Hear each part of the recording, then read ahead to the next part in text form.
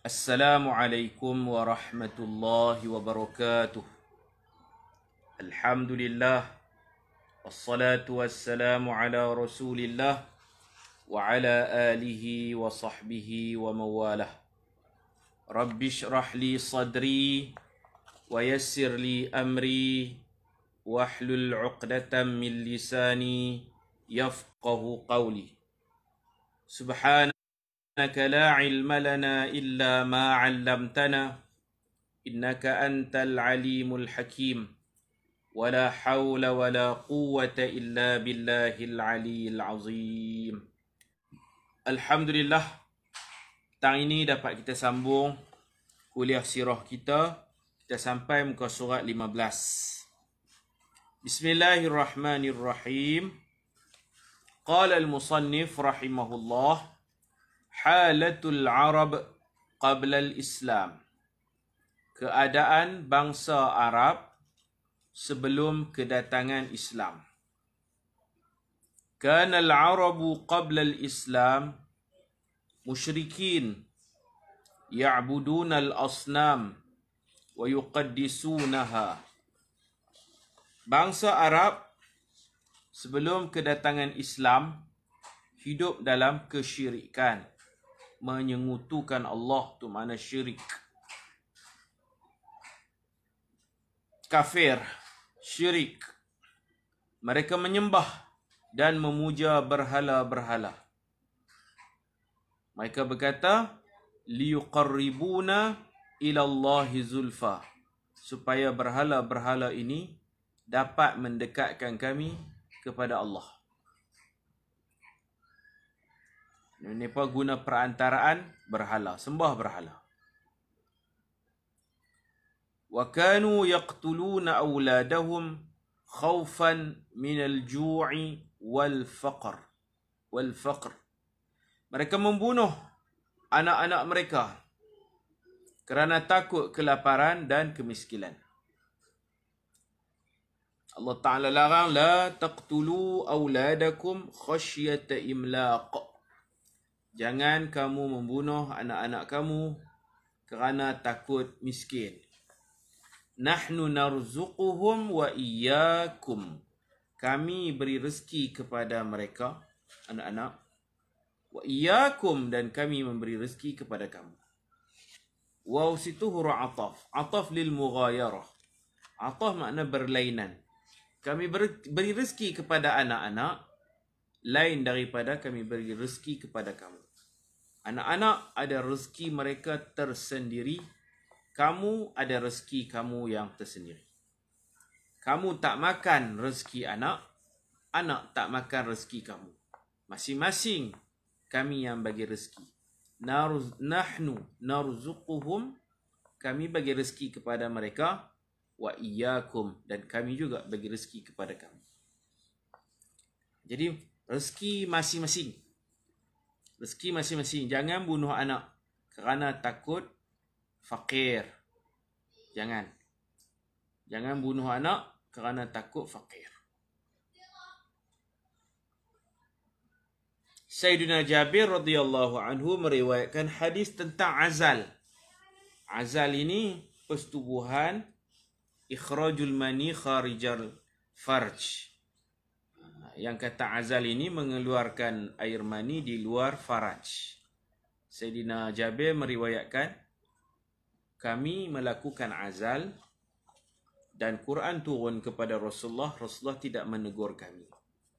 Jadi azal itu dibenarkan dalam Islam. Perancang keluarga. Tapi bukan kerana takut miskin.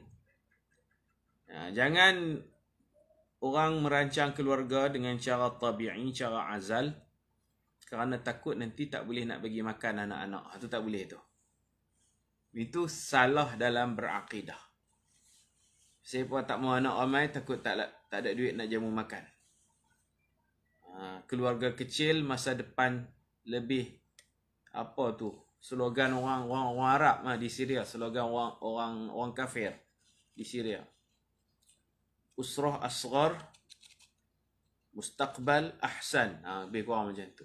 Keluarga kecil, masa depan lebih baik. Lebih baik keluarga kecil. Jadi orang yang rancang keluarga ni hukum asal dia harus. Sebab Sayyidina Jabir meriwayatkan hadis tadi.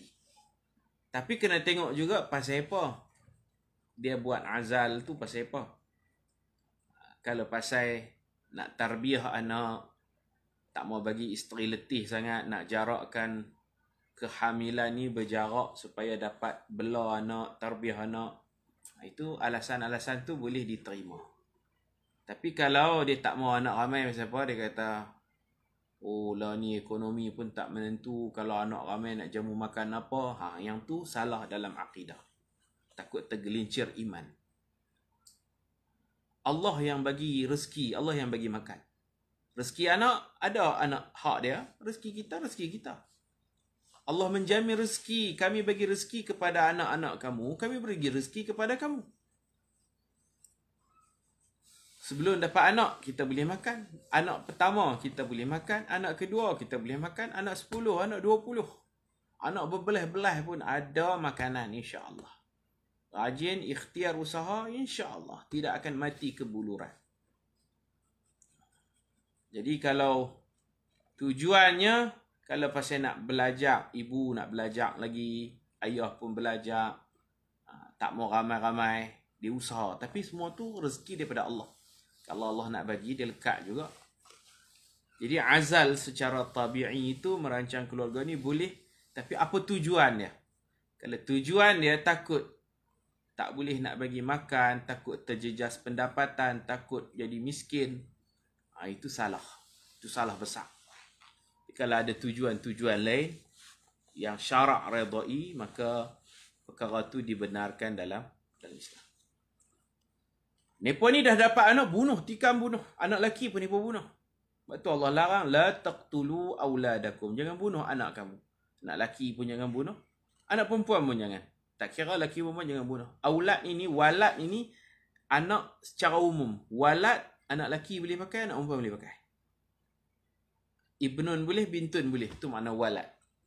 La taqtulu auladakum khasyata imlaq. Jangan bunuh anak. Semata-mata kerana takut fakir.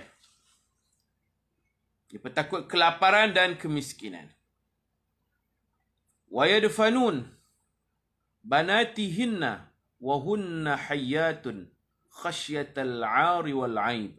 Mereka menanam kambuh hidup-hidup. Anak perempuan mereka hidup-hidup kerana takut kehinaan dan aib dalam keluarga. Takut anak perempuan ni nanti membesar jadi pelacur. Anak perempuan tak ada peluang pekerjaan. Anak perempuan nak cari duit. Maka akhirnya banyak yang jadi pelacur. Menjual diri. Ada yang dicolek. Ada yang secara sukarela menjadi pelacur untuk dapat duit. Jadi mereka membunuh anak perempuan. Takut anak perempuan besar memalukan keluarga. Bunuh siap-siap. Tapi tak semua bunuh. Hak miskin-miskin ni dia bunuh. Kalau keluarga yang kaya, dia tak bunuh anak perempuan. Contohnya Sayyidina Umar. Dihikayatkan Sayyidina Umar bunuh anak perempuan. Tak betul. Kisah tu tak betul. Sayyidina Umar tidak pernah membunuh walau seorang pun anak dia. Kerana dia seorang peniaga yang berjaya dalam hidup, yang kaya, yang hidup senang. Orang senang, orang kaya tak bunuh anak. Anak mereka takkan jadi pelacur. Anak mereka akan berkahwin, dapat menantu orang kaya juga. Biasanya macam tu. Jadi hikayat yang mengatakan Sayyidina Umar membunuh anak tu palsu. Hikayat yang mengatakan Sayyidina Umar satu hari, dia menangis. Lepas dia menangis, dia gelak. Dia gelak, dia menangis. Ada satu hari. Cerita tu palsu. Dihikayatkan. Walaupun palsu, saya cerita juga. Satu hari Sayyidina Umar senyum dan menangis. Orang tanya dia pasal senyum. Dia kata dia bawa anak perempuan dia pergi rehlah. Pergi berjalan. Dah boleh rentas negeri ni pergi berjalan. Bawa anak pergi berjalan. Kemudian dia lupa bawa patung berhala. Yang dia bawa kurma. Maka bila dia nak sembahyang, dia bentuk isi kurma tu, dia bentuk, jadilah patung kecil. Ada kepala, ada tangan sikit, ada kaki sikit. Dia pun sembah. Kemudian bila lapar, dia kepok tangan patung tadi tu, dia makan. Pasal isi kurma. Anak dia lapar, dia kepok tangan ni, dia kepok kepala, dia kepok habis, dia telan habis patung tu. Tu yang dia gelak tu. Lucu lah bagi dia. Dia yang buat patung. Bila lapar dia makan patung. Patung dari isi kurma. Kemudian orang tanya dia pasal apa menangis. Dia kata bila sampai satu tempat, saya ajak anak saya main korek-korek lubang. Kemudian tanam dia lawak-lawak. Sampai giliran dia kata nak tanam anak pula. Anak pun masuk dalam tanah. Dia kambuh terus. Mati hidup-hidup. Anak dia menjerit panggil, ya abata, wahai ayahku, dia tak tolong dah. Dia kambuh hidup-hidup. Sebab tu dia kata hari ni, aku teringat cerita makan kurma tu, makan patung tu, aku gelak. Dan bila aku teringat cerita aku kambuh anakku hidup-hidup, aku menangis. Cerita ni tak betul. Sayyidina Umar tak pernah pun menanam anaknya, tidak pernah membunuh anak. Wa kanu mutanafirin. Bukan semua orang bunuh anak. Orang miskinnya. Orang yang hidup di pendalaman. Wa kanu mutanafirin mutasyajirin. Yuharibu ba'duhum ba'dan li'awhal asbab. Mereka gemar bermusuhan dan bertengkar. Sebahagian mereka sanggup memerangi sebahagian yang lain walaupun dalam perkara yang remeh-temeh. Ad-da'watu sirran. Berdakwah secara rahsia. بدأ النبي صلى الله عليه وسلم بالدعوة سرا لما نزل عليه قوله تعالى يا أيها المدثر قم فأنذر وربك فكبر وثيابك فطهر والرجز فاهجر ولا تمن تستكثر ولربك فاصبر. Nabi SAW memulakan dakwah secara rahsia selepas Allah menurunkan wahyu iaitu surah Al-Muddathir dari ayat pertama hingga ayat ke-7. Atau kita baca tadi tu. Wahai orang yang sedang berselimut, bangun, berikan peringatan. Tuhanmu maka besarkan, agungkan Tuhan. Pakaianmu maka sucikan. Penampilan seorang da'i kena jaga kekemasan pakaian, bersih pakaian. Pakaian, bersihkan. Tuhan, besarkan. Warrujza fahjur. Dosa, tinggalkan. Wala tamnun tastakthir. Jangan meminta-minta kerana nak harta yang banyak. Jangan minta-minta. Tujuan dia ialah kerana nak kumpul harta. Ada orang miskin ni duit banyak dah. Duk mengemis lagi. Tujuan nak banyak, nak banyak. Orang ingat miskin, orang tolong lah. Padahal dia nak mengumpul harta sebanyak-banyaknya. Tastakthir. Dan hendaklah kamu bersabar dalam memperjuangkan agama Tuhan kamu. Wali rabbika fasbir. Jadi di sini, ayat sini menerangkan tentang watak, muwasafat, sifat-sifat seorang pendakwah. Tujuan berdakwah menarik orang kepada Allah. Bukan tarik orang kepada diri sendiri. Bukan nak orang ramai hormat dia, ikut dia, taat kepada dia. Tapi niat dia nak tarik orang supaya ikut Allah, taat Allah. Mengajak orang kepada Allah, bukan mengajak orang untuk kepentingan diri sendiri. Kemudian pakaian kena bersih. Pendakwah jangan buat dosa. Pendakwah jangan kerana nak harta, nak memperbanyakkan harta. Tujuan dia ialah untuk membesarkan Tuhan. Kemudian dalam berdakwah ni banyak ujiannya, kena fasbir. Banyaklah bersabar. Surah Al-Muddathir ni turun. Mula dulu 5 Iqra' tu 5 ayat. Al-Alaq 5 ayat. Al-Muddathir wahyu kedua. Quran dia bukan tersusun mengikut ayat Quran yang turun.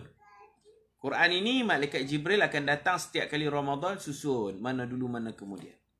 Dia tak ikut penurunan, tertib turun, dia tak ikut macam tu. Kalaulah Quran ikut tertib penurunan, tentu kita buka-buka helaian pertama, Iqra' dulu. Helaian kedua, Ya Ayyuhal Muddathir. Tapi Quran dia ada susunannya yang tersendiri, mengikut kehendak Allah, yang dipanggil dalam istilah ilmu ni, tauqifi. Allah nak surah Fatihah mula dulu. Surah Baqarah. Ayat ni dulu, ayat ni kemudian. Maka ikut kehendak Allah disusun oleh malaikat Jibril bersama Nabi Muhammad SAW setiap kali pada bulan Ramadan. Nabi Muhammad bertadarus dengan Jibril, yakni menyusun mana dulu mana kemudian. Ada ayat yang turun lambat tapi dia duduk di bahagian depan. Ada ayat yang turun awal tapi dia duduk di bahagian belakang. Contohnya, dulu iddah orang perempuan kematian suami. Perempuan yang kematian suami, dia punya iddah dia setahun. Ghaira ikhraj, tak boleh keluar rumah setahun. Suami mati setahun tu iddah. Ayat ni duduk belakang. Patutnya ayat ni duduk depan lah. Kemudian datang ayat lain memansuhkan. Perempuan yang kematian suami tak perlulah beriddah selama setahun. Iddah mereka 4 ashhurin wa 'ashra. 4 bulan 10 hari. 4 bulan 10 hari. Ayat 4 bulan 10 hari ni duduk depan. Ayat iddah yang kata setahun ni duduk belakang. Kalau ikut logik kita, patut ayat hak setahun ni duduk depan. Lepas tu kita baca Quran, jumpa pula 4 bulan 10 hari. Yang belakang memansuhkan yang depan. Tapi tak. Tuan-tuan tengok dalam Quran. Saya pun tak ingat ayat berapa. Tapi kita akan jumpa ayat 4 bulan 10 hari. Lepas tu kita baca lagi beberapa ayat, kita jumpa iddah perempuan setahun.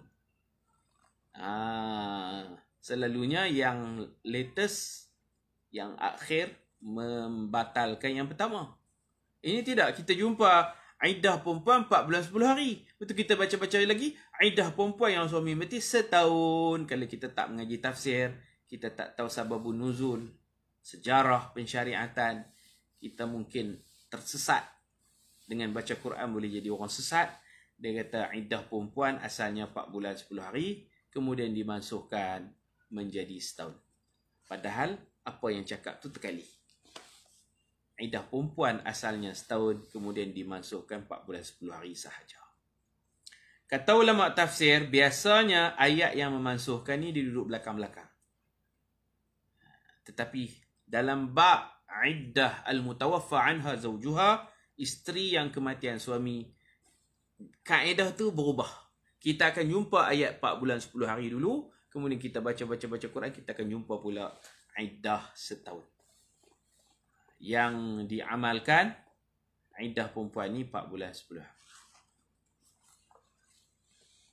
Jadi, ini antara wahyu-wahyu pertama turun kat Nabi.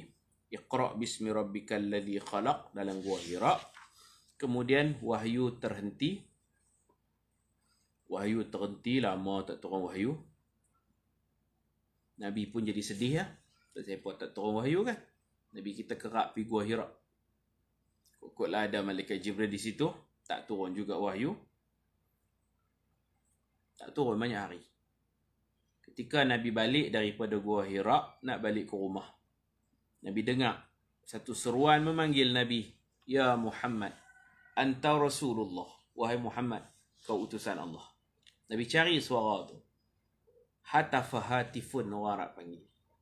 Berbunyi satu suara tapi tak dikenali siapakah pemilik suara. Nabi cari kanan, Nabi cari kiri, Nabi tengok atas, tengok bawah. Tak jumpa. Siapa dia ni?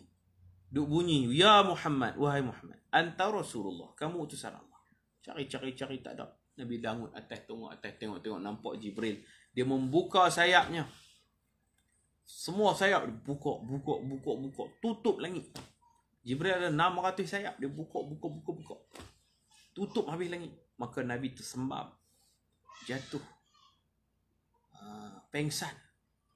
Kemudian anak Nabi duduk berjalan kot tu. Sayyidatuna Fatimah lah yang main picit-picit Nabi. Siram air atas Nabi. Dan bila Nabi sedap, Nabi lari balik rumah. Balik rumah Nabi kata dekat anak-anak dan isteri. Suruh selimut. Di selimut Nabi. Dalam selimut tu, Jibril datang. Bacakan ayat. Ya ayyuhal muddathir. Wahai orang yang sedang berselimut. Qum fa'anzir. Bangun. Buat kerja kamu. Kerja pendakwah, buat kerja pendakwah. Bangun, berikan peringatan. Bangun, laksanakan tugas kamu. Qum fa'anzir. Fada'a ahla baitihi wa man yathiqu bihi min asdiqaihi alladhina ya'taqiduna sidqahu. Baginda memanggil ahli keluarganya dan kawan-kawan rapat yang sangat mempercayai kebenarannya. Ini pun ada ayat Quran lagi turun.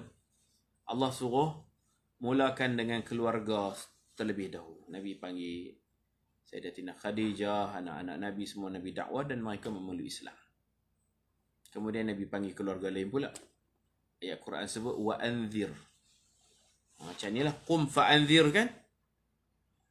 Ada ayat turun wa anzir ashirataka al-aqrabin. Wa anzir ashirah. Ashirah ni keluarga lah. Usrah, ailah, ashirah. Sama makna. Wa anzir ashirataka al-aqrabin. Dan berikan peringatan kepada ashirah kamu. Keluarga kamu yang terdekat. Dahulukan keluarga dulu. Apa-apa pun kita dahulu keluarga kita dulu. Dalam memberi nafkah, kalau kita nak bagi sedekah ke, nak infak ke, ibda' bi nafsika. Mula dengan diri kamu. Nak buat baik pun macam itulah. Mula dengan kita dulu. Kita nak ajak orang sembahyang witir, kita kena rajin sembahyang witir dulu. Mula dengan dirimu. Thumma biman ta'ul. Kemudian dengan keluarga yang kamu ta'ul, kamu tanggung nafkah.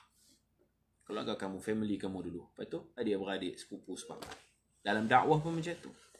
Wa anzir ashiratakal aqrab. Dakwah kepada keluargamu yang terdekat terlebih dahulu. Lepas tu pelan-pelan lah. Bila dah ramai masuk Islam, Nabi memilih pusat dakwah di rumah Arqam bin Abi Arqam Al-Makhzumi, kabilah Bani Makhzum. Fada'ahum ila ibadatillahi wahdah warra'fati bin nas wal iltihadi wa tarkil harbi. Baginda mengajak mereka agar menyembah Allah yang esa, belemah lembut dengan manusia, bersatu dan meninggalkan peperangan. Nabi ubahlah masyarakat yang suka berperang, jangan perang. Kerah, lemah lembut. Berpecah, bersatu padu. Itulah ajaran yang Nabi bawa, yang menarik perhatian orang ramai kerana Nabi nak buat satu reform, satu perubahan. Daripada berperang kepada bersatu padu, tolong menolong, lemah lembut, berakhlak. Innama bu'ithtu liutammima makarimal akhlak. Aku diutuskan untuk menyempurnakan akhlak yang mulia. Nak pergi sempurna, akhlak tu ada dah, cuma tak sempurna. Mereka suka melayan tetamu, ada akhlak tu. Mereka tidak bercakap bohong. Orang Arab ni betul, sarah, cakap terus terang, tak ada sembunyi-sembunyi. Jadi Nabi nak sempurnakan lagi akhlak itu supaya lebih sempurna, lebih mulia.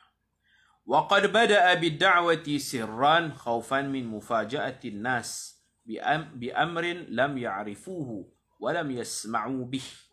Sesungguhnya baginda memulakan dakwah secara rahsia kerana bimbang manusia akan terkejut dengan agama Islam yang mereka tidak pernah mengenalinya. Bahkan mereka belum pernah mendengar berita tentangnya sebelum ini. Memang tak tahu apa. Jahil. Dah 500 tahun Nabi Isa naik atas langit.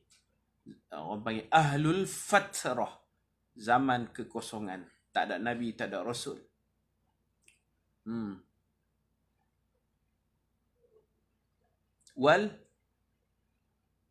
Wal ittihad. Terima kasih Ustaz. Ittihad ke iltihad? Ittihad. Al-ittihad. Ittahada yattahidu ittihad. Ittihad.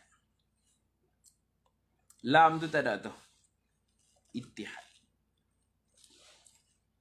Bersatu padu. Pepatah Arab sebut al-ittihadu quwwatun. Al-ittihadu quwwatun. Hamzah pun tak ada tu. Alif lam tu dibuang jadi ittihad. Al-ittihad. Al-ittihadu quwwatun. Bersatu, teguh. Wal-iftiraqu dha'fun. Bercerai, roboh. Bersatu, ittihad. Persatuan pun panggil ittihad juga. Di Syria dulu ada al-ittihad Talabah al-Maliziyin. Persatuan Pelajar Malaysia. PPMS. Persatuan Pelajar Malaysia Syria. Jadi agama ni orang tak pernah dengar. orang hidup dalam kesesatan menyembah berhala. Orang pertama yang bawa berhala ke Mekah, nama dia Amru bin Luhai. Dia balik daripada perniagaan di Syam, dia tempah satu berhala daripada Syam. Berhala tu nama berhala Hubal. Dia bawa balik, order dari Syria, hantar mai, bubuh dalam Kaabah. Berhala paling besar dalam Kaabah. Berhala kayu. Namanya Hubal, Habalam. Kemudian orang pakat buatlah berhala macam-macam rupa. Rupa tak serupa, ada muka orang, muka macam-macam. 360 berhala dalam Masjidil Haram.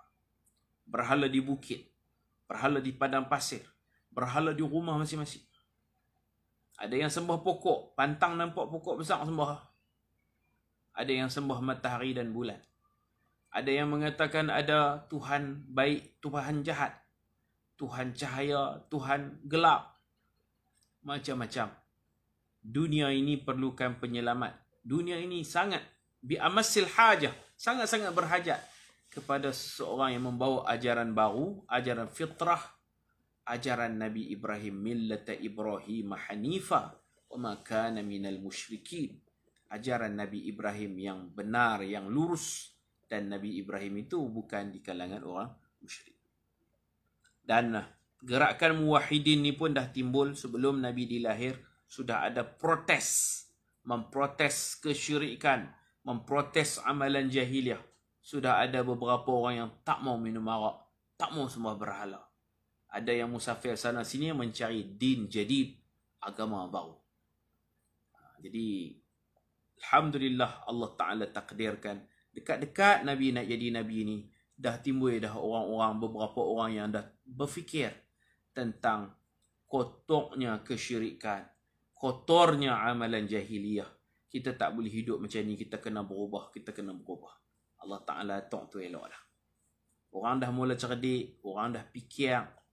Kalau sebelum-sebelum tu lagilah jahiliyah, ni dah ramai yang pandai. Ramai yang pandai buat syair, sastra Arab. Sebab tu Quran diturunkan bersesuaian dengan manusia-manusia yang cerdik, yang berakal ini.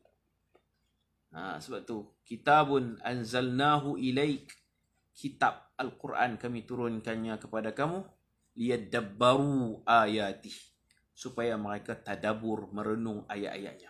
Wal yatadhakkaru ulul albab, dan hendaklah berfikir orang yang mempunyai mata hati. Orang-orang yang cerdik bagi perhatian dan fikir. Sebab al-uqala, orang-orang cerdik pandai ni dah ramai dah zaman Nabi. Cerdik-cerdik ni pandai. Orang cerdik pandai yang berakal dipanggil uqala. Orang-orang berakal ni ramai. Maka Quran turun bersesuaian dengan kecerdikan akal mereka. Kitabun anzalnahu ilaik liyadabbaru ayatihi waliyatadhakkaru ulul albab.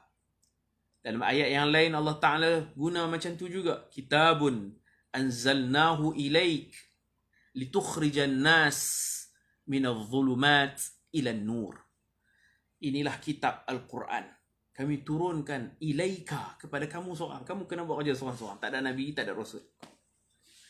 Litukhrijan nas, supaya kamu mengeluarkan manusia minadh dhulumat, daripada kegelapan syirik, jahiliah. Minadh dhulumati ila nur, kepada cahaya. Cahaya Islam. Cahaya ilmu. Nur. Perkataan nur dalam Quran ni kadang-kadang dia merujuk kepada Islam. Kamu keluarkan manusia daripada kegelapan kepada cahaya. Cahaya tu maknanya cahaya Islam. Nur Islam. Nurul Islam. Kadang-kadang nur itu merujuk kepada Quran. Contoh ayat. Nur ni merujuk kepada Quran. Mana dah?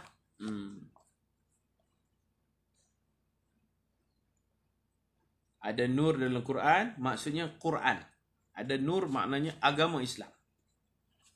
Allahumma salli wa sallim wa barik ala Sayyidina Muhammad. Laqad ja'akum minallahi nur. Nur itu Quran.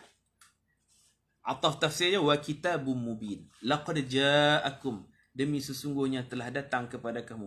Minallah, daripada Allah.